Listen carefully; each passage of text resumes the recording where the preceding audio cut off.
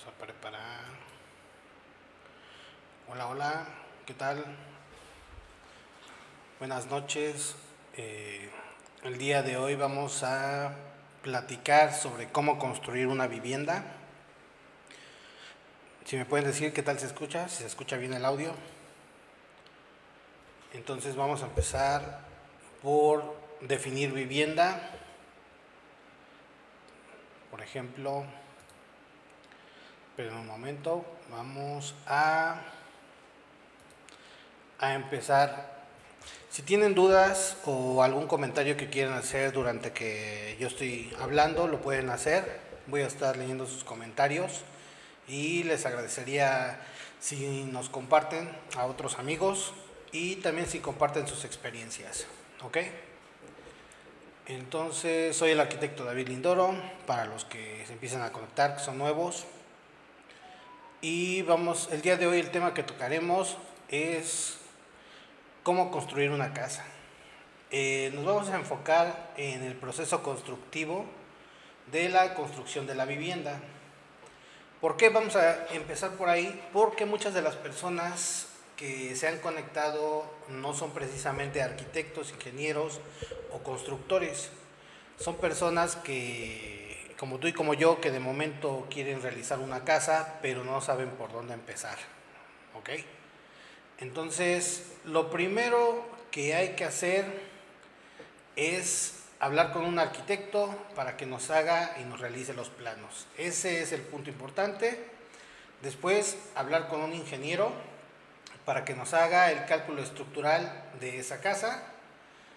Una vez que ya tenemos esas dos partes muy importantes, el diseño estructural y el diseño de la vivienda, el arquitectónico, entonces sí pasaríamos a ver qué proceso sigue ya a la hora de construir, ¿no? Digamos que ya tenemos a los maestros, electricistas, plomeros, carpinteros, etcétera. Y nuestro diseño ya les gustó. Por ejemplo, aquí tengo en la parte de atrás un diseño que ya vieron anteriormente, que estoy utilizando ahorita. Lo estoy elaborando todavía está en un proceso muy bajo, pero más o menos ya nos podemos dar idea de qué vivienda es, ¿no? Esta es una ampliación y remodelación de la casa.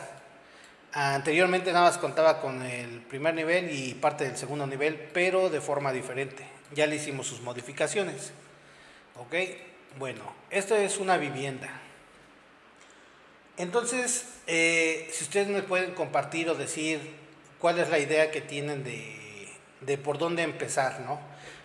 Tomando en cuenta que ya tenemos trámites, planos, etcétera, ¿no? Ya tenemos todo lo que se refiere a documentación. Nos vamos a enfocar prácticamente en mostrarle a las personas que quieren construir su casa, digamos, quieren hacer su autoconstrucción, vamos a demostrarles por qué parte deben de empezar.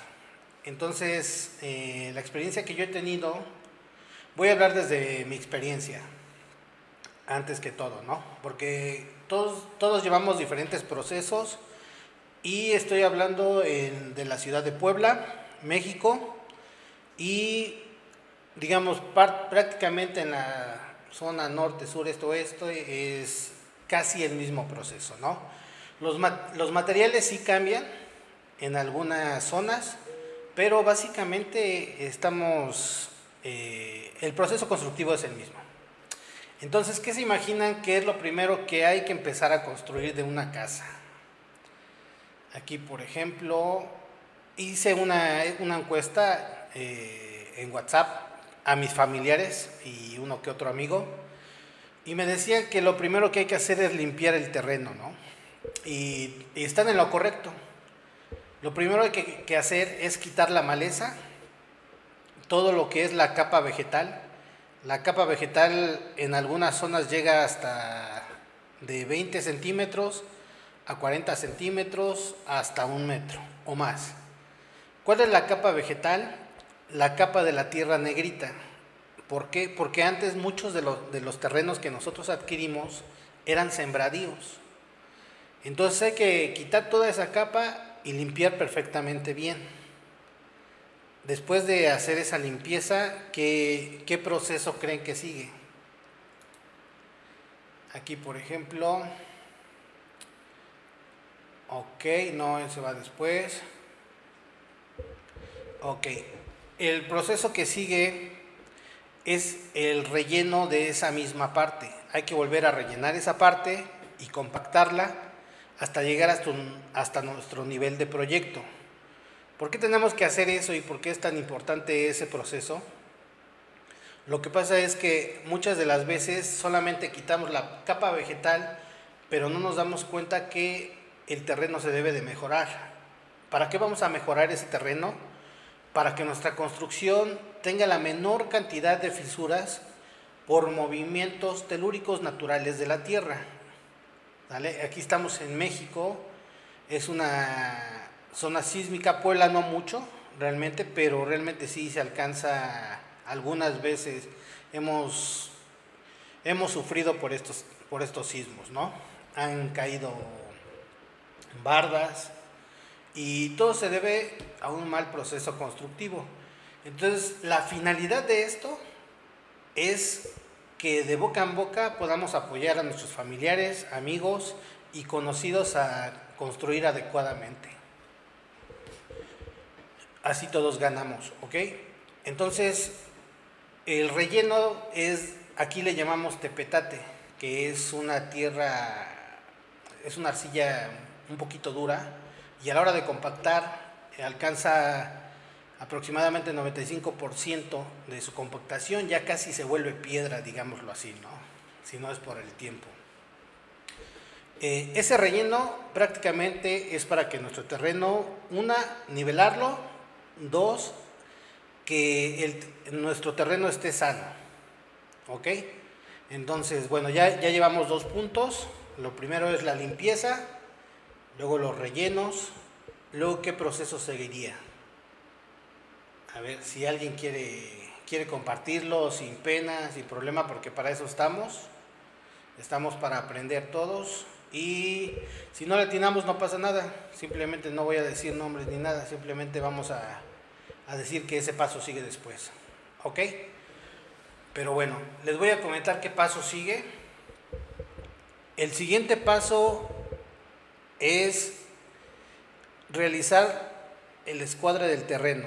Tenemos que trazar el plano en el terreno. ¿Por qué? Para ver mis límites con el vecino. Tenemos que medir exactamente y hacer la colindancia con cada uno de los terrenos que nos toque o las calles con que sean los paramentos de nuestro terreno, ¿ok? O nuestro predio. Eso lo vamos a hacer junto con el maestro. En muchos de los casos utilizamos topógrafo, porque también es muy importante el trabajo del topógrafo. Él nos va a dar los niveles, ciertas distancias y los niveles de relleno que también debe de llevar la obra. Aquí vamos a hablar de una edificación hecha sencilla. Entonces prácticamente, bueno, ahorita no vamos a utilizar el topógrafo, ¿no? Muchas de las veces contratamos a los maestros y los maestros ya vienen con esa forma de medir, de nivelar la casa y se pueden dirigir con el supervisor, que puede ser un ingeniero, un arquitecto o un constructor, porque muchas de las veces también hay constructores que ya saben el proceso, ¿ok? Entonces, ¿qué vamos a hacer? Vamos a escuadrar el terreno, que es poner en escuadra. Prácticamente, muchas de las veces, por ejemplo, vamos a ver acá. Aquí, si se dan cuenta, tengo un plano de esta misma casa que le estoy mostrando en SketchUp. Esta casa es muy pequeña, es una casa de interés, pero si se dan cuenta tiene sus ejes, que son estos, eje A, B, C, D, E, que no se ven muy bien, eje 1, 2, 3, y tiene sus cotas, que son las medidas de cada uno de los muros y del terreno. Entonces prácticamente lo que vamos a hacer es hacer esta escuadra a nuestro terreno. ¿Por qué necesitamos la escuadra? Porque los muros van a ir ortogonalmente a esos muros. ¿Por qué? Porque si nosotros hacemos la casa en diagonal, vamos a tener muchos problemas con el amueblado. ¿Por qué tendríamos muchos problemas con el amueblado? Por ejemplo, nos vamos a pasar a otra parte. Ok, acá estamos. Miren, tendríamos problema con el amueblado, ya que por lo regular casi todos los muebles vienen a 90 grados. Por ejemplo, aquí podemos ver la lavadora. Si se dan cuenta, esta parte de acá hace los 90 grados. Entonces, si nosotros dejamos los muros de esta manera que tiene el cancel, por obvias razones no vamos a poder acomodar los muebles, ¿no? Que son bastante importantes. Además de que las medidas van a variar y prácticamente todos los materiales vienen en 90 grados. La loseta viene en 90 grados, el cuadrado viene en 90 grados, las placas de mármol, ¿qué más? Las salas, los comedores, prácticamente se hacen de esa forma. Ya cuando nosotros diseñamos algo circular, pues bueno, ya mandamos a hacer de acuerdo a lo que tenemos, ¿ok? Pero no va a ser tan funcional como hacerlo a 90 grados, ¿ok? Bueno, esta parte ya la verificamos.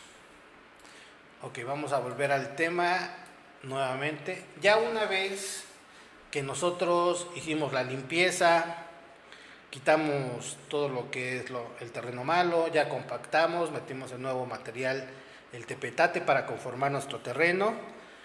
Entonces empezamos a trazar. Una vez que trazamos en los planos, nos vamos a encontrar con algo muy importante.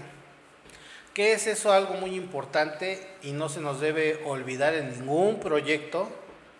Y a la hora de empezar a realizar una obra, antes que todo, yo les recomiendo, como les comento, es de acuerdo a mi experiencia, y voy a hablar de acuerdo a mi experiencia. Lo primero que debemos de hacer son las cisternas. ¿Por qué debemos hacer las cisternas? Porque ahí nos ahorramos mucho dinero en acarrear el agua. Básicamente, por ejemplo, una cisterna los maestros la vacían en menos de una semana, cuando están en la colocación, por ejemplo, de la piedra, cuando están colando o cuando están pegando lo que es el tabique y el block, y más cuando hay repellados. Entonces, prácticamente todos los trabajos requieren de agua. Entonces es muy importante hacer primero que nada la cisterna. Aquí en este dibujo no tenemos la cisterna, pero ya está planificada. La cisterna va en esta sección. Es una cisterna de 10,000 litros, que es lo que yo recomiendo.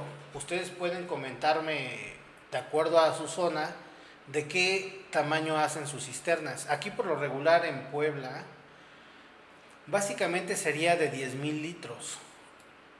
¿Por qué? Porque tenemos bastante almacenaje de agua. ¿Por qué? Porque si hacemos más pequeñas las cisternas, pues realmente es para menor cantidad de personas.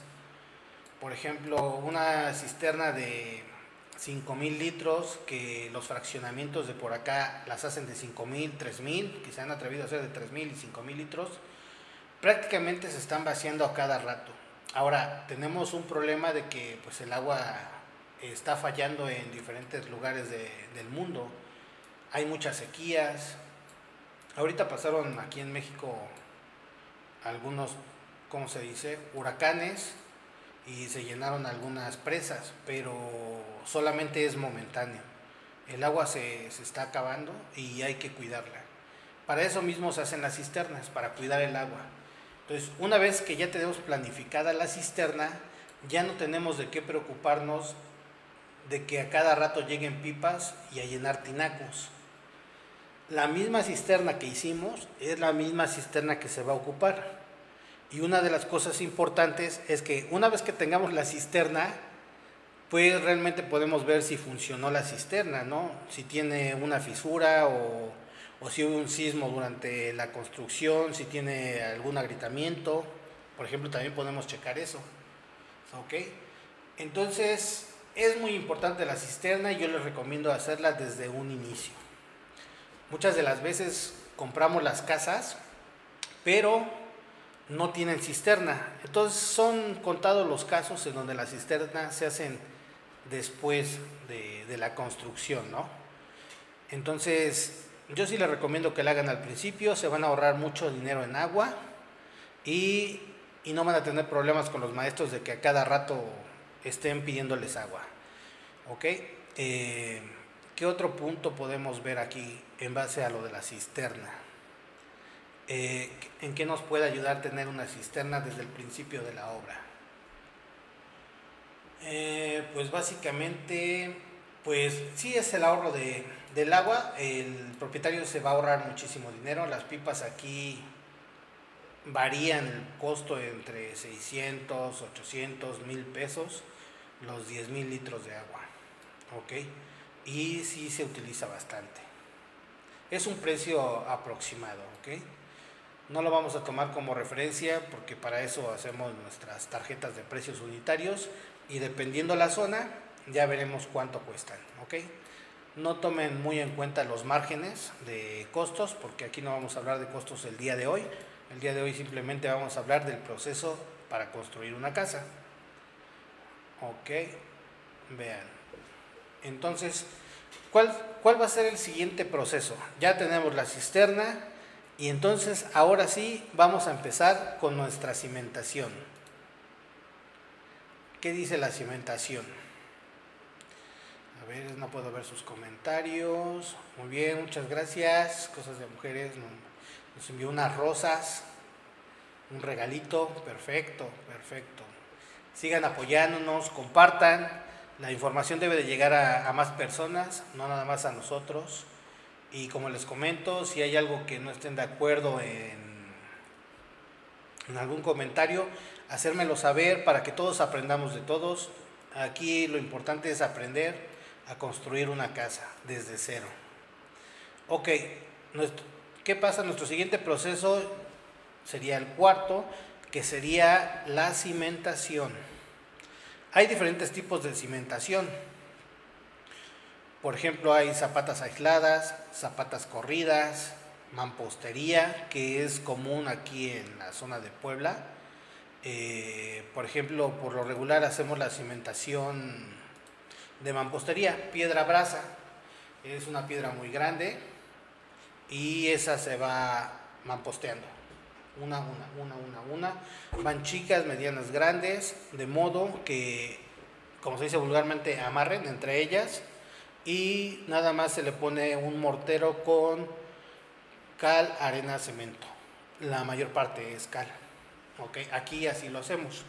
Pero antes de poner la mampostería es muy importante, por ejemplo, ya hicimos las excavaciones de nuestra cimentación. Hacemos la excavación porque ya trazamos, hacemos la excavación y tenemos que afinar los taludes, las orillas de la cimentación, de los huecos donde va la cimentación. Hay que afinarlos.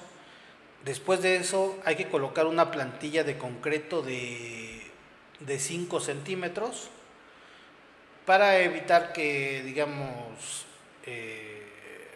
tiene dos funciones: evitar que se absorba, por ejemplo, toda la mugre del piso y asentar y nivelar nuestra cimentación.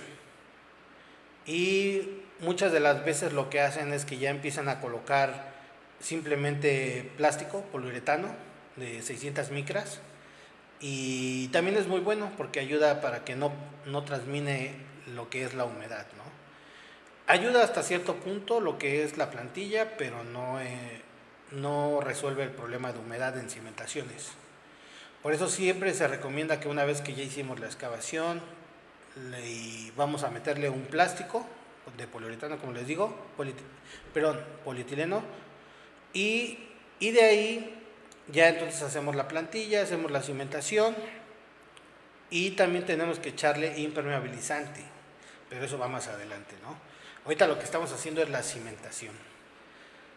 También hay, por ejemplo, losas de cimentación. Esas cómo se hacen las losas de cimentación. Prácticamente es como si fuera esta parte. Vean. Prácticamente es esto. Esto es una losa de cimentación. Todo esto, la parte de abajo es concreto con varillas y algunas llevan una que otra zapata muy pequeña, dependiendo del cálculo estructural de cada vivienda.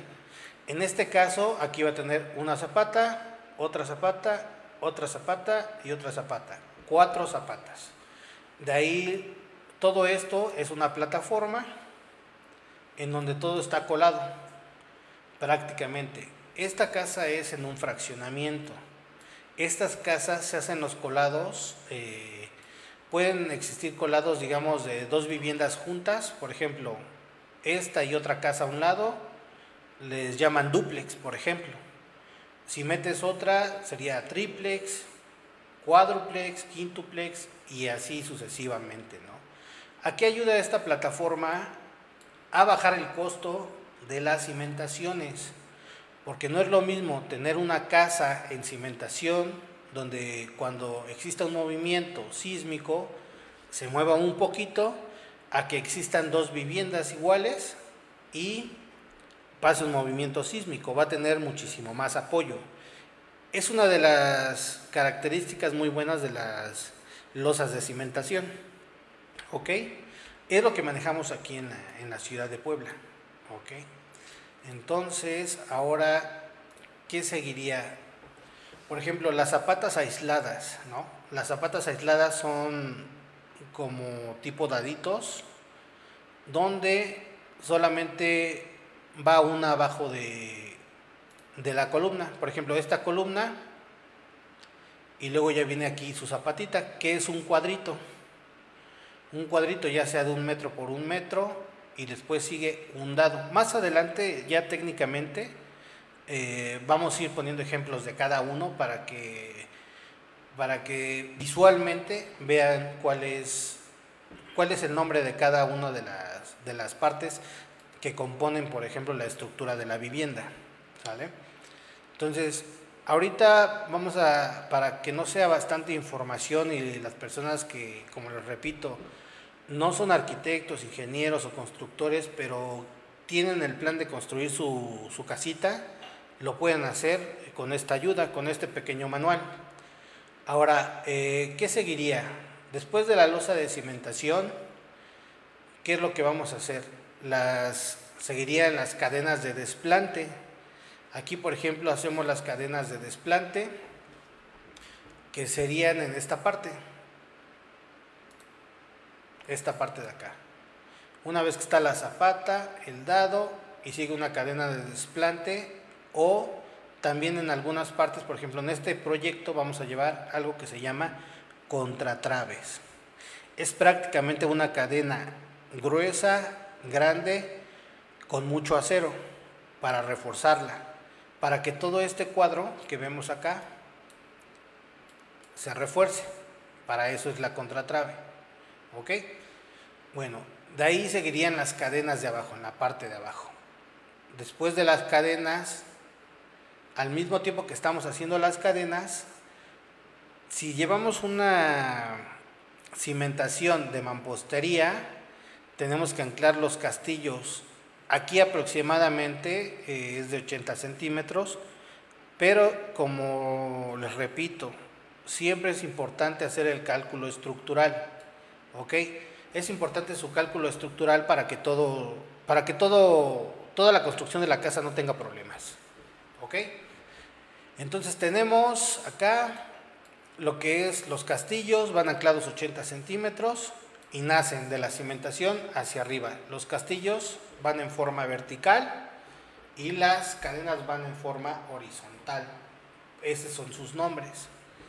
Entonces, por eso muchas de las veces los maestros, por ejemplo, cobran por metro lineal. ¿Por qué? Porque le dicen metro lineal a la distancia, digamos, de 1 metro de aquí para acá, sería 1 metro lineal de cadena. Y entonces ustedes ya sabrían, digamos, si mide 15 metros de largo, el maestro hizo 15 metros de cadena. Y si ya saben también que la altura de sus castillos es de 2.40, porque aquí la medida estándar en Puebla es de 2.40 de piso a techo, vamos a sumarle a esos 2.40, le vamos a sumar la cadena, 20 centímetros, y luego los 80 centímetros, ¿ok? Pero más adelante veremos cómo se hace un presupuesto a grosso modo, ¿ok? Bueno, ¿qué seguiría después de que ya armamos, digamos, los castillos? Los castillos pueden armarse de varilla o de armex. En este caso les recomiendo, y siempre tomando en cuenta el cálculo estructural, pero si no hacemos el cálculo estructural, que debería de ser así, en la parte de abajo hay que meter lo que es varilla. Varilla en las partes donde vamos a cargar más. Entonces metemos varilla y el armex, que son, aquí por ejemplo lo conocemos como armes, a una estructura de cuatro varillines con sus estribos.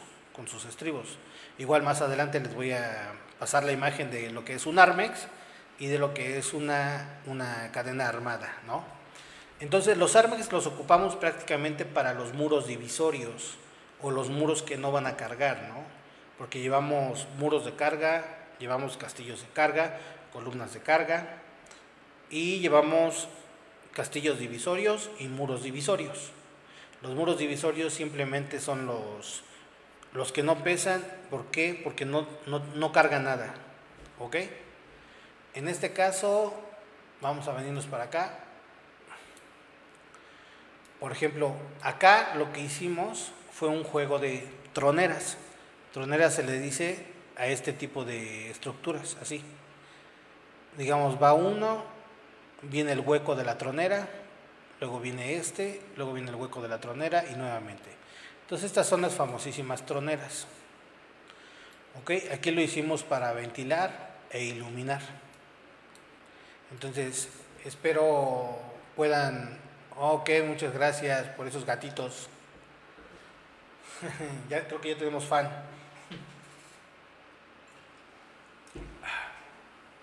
Ok, continuamos.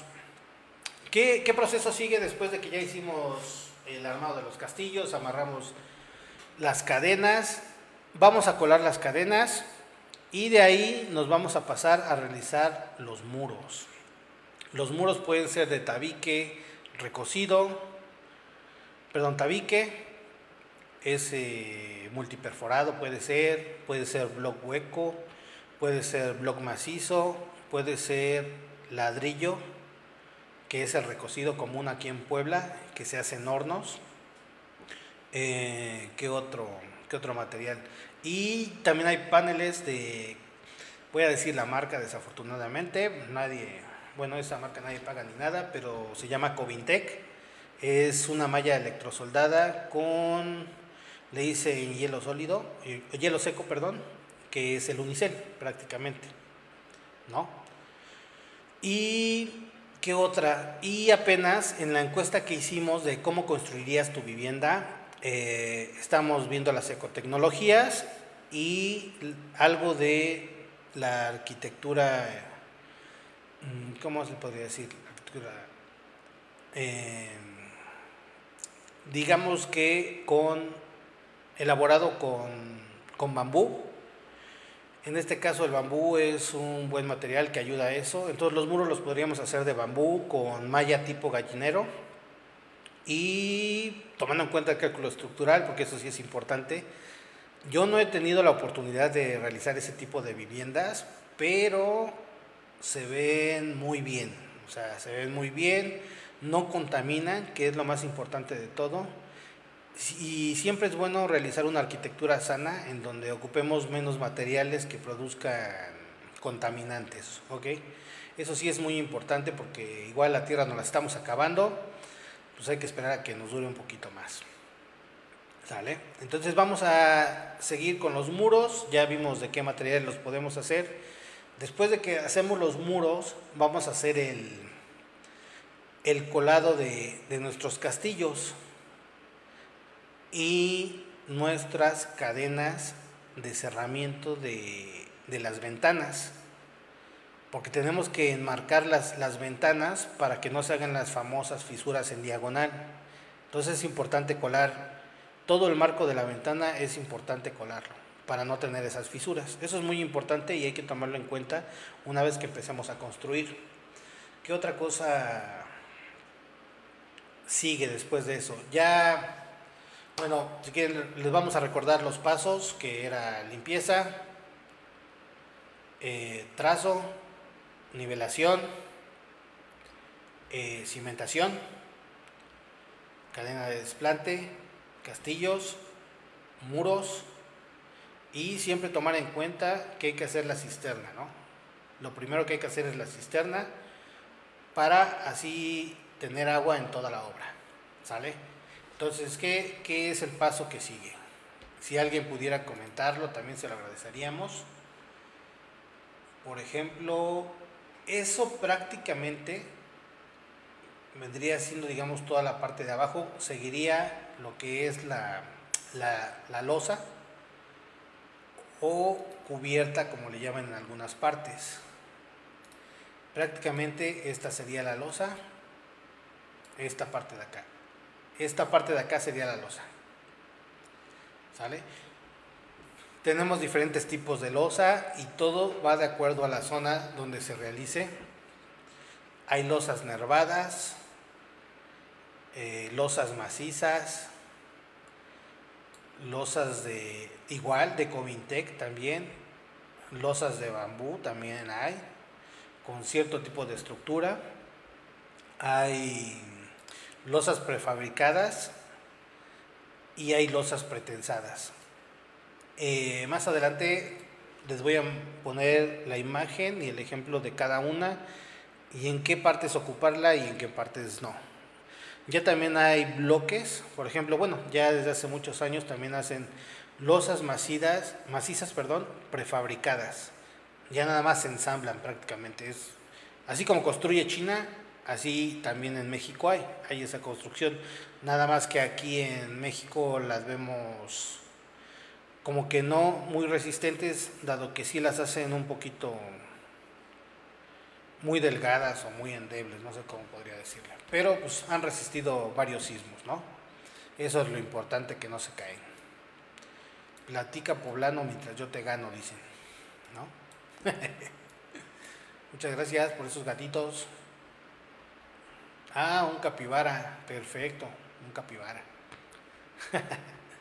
Bueno, ¿qué seguiría? Ya hablamos de toda esta parte y seguiría la losa. Ok, básicamente una casa entre el primer nivel de lo que empezamos de la cimentación hacia arriba hasta lo que es la losa, se va a volver a repetir en la parte de arriba, pero ya sin realizar lo que es la cimentación. Prácticamente nuestra losa sería donde anclaríamos los siguientes castillos, que yo les recomiendo que vayan de abajo hasta arriba y hacer los empalmes adecuadamente de acuerdo al diámetro de la varilla que nos marque el cálculo estructural o que nos marque la supervisión, ¿sale? Porque es muy importante contratar al arquitecto precisamente para que él vea esos temas y ustedes como propietarios se encarguen prácticamente de preocuparse de que su casa quede bien, quede bonita, porque como ya tenemos planos, ya va a ser funcional, simplemente que quede bien hecha. ¿Ok? De ahí, ¿qué pasaríamos a hacer? Ya tenemos el primer nivel, en este caso si va a ser segundo nivel o tercer nivel, seguiríamos con el mismo proceso. Durante este proceso, por ejemplo, a la hora de realizar la cimentación, vienen las instalaciones sanitarias, eléctricas, hidráulicas, instalaciones especiales, instalaciones de circuitos cerrados para lo que son las cámaras. También es importante verificar en los planos que vengan, porque por ejemplo, si nosotros hacemos lo que es la cimentación y colamos, Entonces no podríamos meter lo que es la tubería, el sanitario, lo que es el drenaje, en algunas partes le llaman así.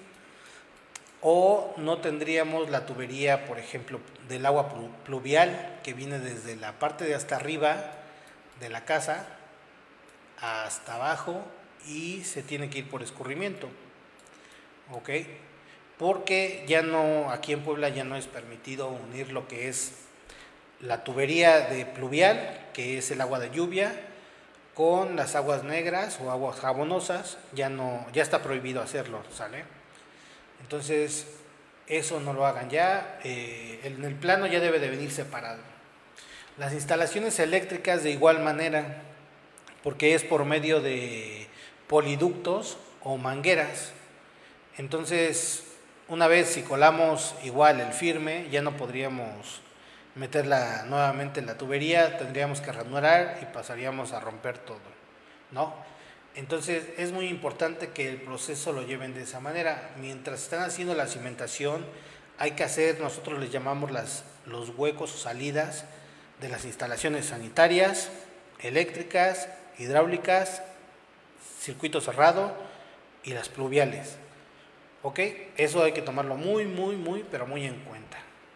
¿Por qué? Porque una vez que, por ejemplo, ya hicimos las instalaciones por la parte de abajo, ya nada más, por lo regular, los maestros dejan un tubo a unos 40 centímetros por ejemplo, de lo que es la instalación eléctrica, lo que es la manguera, la dejan unos 40 centímetros para colocar ahí, por ejemplo, lo que son los contactos. Más adelante entraremos en las normas de construcción, básicamente para que su casa quede como debe de ser, ¿no? Porque me ha tocado ver que a veces tienes un contacto y lo tienes, no sé, hasta arriba, ¿no? Y está atrás de la cama, o a veces va en donde va el closet, o a veces queda muy abajo y no sé, no es funcional, vamos a decirlo así, que no es funcional, no tanto que no tenga la norma, sino que no es funcional. ¿Ok? Entonces, bueno, seguimos con las instalaciones. ¿Qué es importante también? Una vez que ya tenemos lo que es la cisterna, tenemos que verificar qué tipo de llenado vamos a realizar. ¿Por qué? Porque hay bombas sumergibles, hay, por ejemplo, bombas que son en la parte exterior de la cisterna y verificar qué tipo de instalación vamos a llevar. Como propietarios de esas viviendas, yo les recomiendo que sean sumergibles. Uno, porque tardan mucho en descomponerse. Dos, casi no se escucha el ruido. Y tres, estéticamente se ven mucho mejor que tener una cajita, un nicho ahí solo para la bomba y estorbando. Ok, yo sí les recomiendo eso. Por ejemplo, viene acá lo que es la bomba y mandamos toda la tubería hasta arriba. Hasta arriba, por aquí la vamos a pasar y llega prácticamente al tinaco.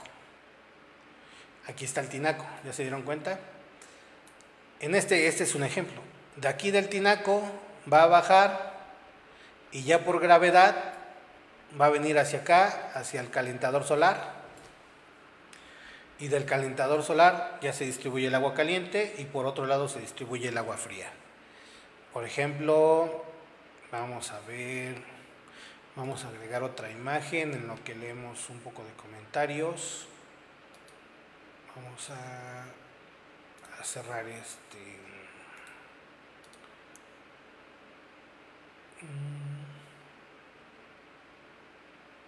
no me deja. Bueno, lo haremos en otra ocasión. Bueno, más adelante les voy a explicar cómo va la tubería con los planos, ¿no? Una vez que entremos a AutoCAD. Si se dan cuenta, todo tiene un proceso, todo tiene un porqué y es importante llevarlo en hilerita, así como vamos. Una casa, por lo regular, la terminas en una casa pequeña, por ejemplo, 2 niveles, se debería, digamos, entregar en aproximadamente unos 4 meses, 4 a 5 meses, ya que los procesos constructivos de ahora son más eficientes, es más rápido construir y los materiales son nuevas tecnologías. Entonces es más fácil incluso en la instalación de todos, hasta la instalación de gas, que antes era forzosamente por medio de tuberías de cobre, ahora ya vienen con tuberías de mangueras. Entonces la instalación es más práctica, es más segura. Y después hicimos un video, un amigo y yo, que es arquitecto, un podcast sobre materiales, y ahí viene la información de ese tipo de material. Ok, ¿qué más quisieran saber?